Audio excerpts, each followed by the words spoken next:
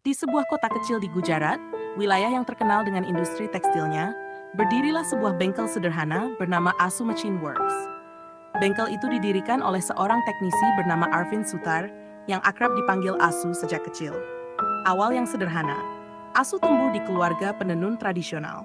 Sejak kecil, ia melihat ayahnya bekerja keras menggerakkan alat tenun manual yang berderit setiap hari. Ia menyaksikan bagaimana produksi lambat membuat penghasilan keluarga tak menentu. Dari situlah muncul mimpinya, membuat alat tenun yang lebih cepat, lebih kuat, dan terjangkau bagi penenun kecil. Namun mimpi tidak selalu berjalan mulus. Setelah lulus dari sekolah teknik, Asu kembali ke kampungnya dan mulai merancang prototipe alat tenun mekanis sederhana. Modalnya sangat terbatas. Ia menggunakan besi bekas, membongkar mesin tua, bahkan bekerja malam hari sebagai teknisi untuk membiayai eksperimennya. Banyak orang meragukannya. Mana mungkin bengkel kecil bisa menyaingi pabrik besar, kata sebagian tetangga. Duka dan kegagalan.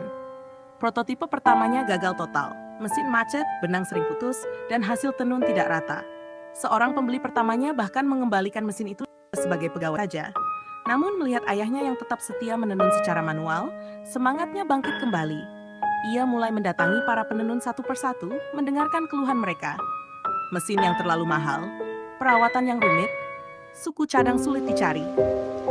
Dari situlah ia sadar, ia tidak hanya perlu membuat mesin cepat, tetapi juga mudah digunakan dan terjangkau. Titik balik. Setelah berbulan-bulan perbaikan, lahirlah versi kedua alat tenun Asu Machine. Lebih sederhana, hemat listrik, dan komponennya bisa diperbaiki secara lokal. Kali ini hasilnya berbeda. Seorang penenun muda berhasil menggandakan produksinya dalam waktu lebih singkat. Kabar itu menyebar dari mulut ke mulut. Pesanan mulai berdatangan. Bengkel kecil itu perlahan berkembang menjadi pabrik skala kecil dengan belasan karyawan.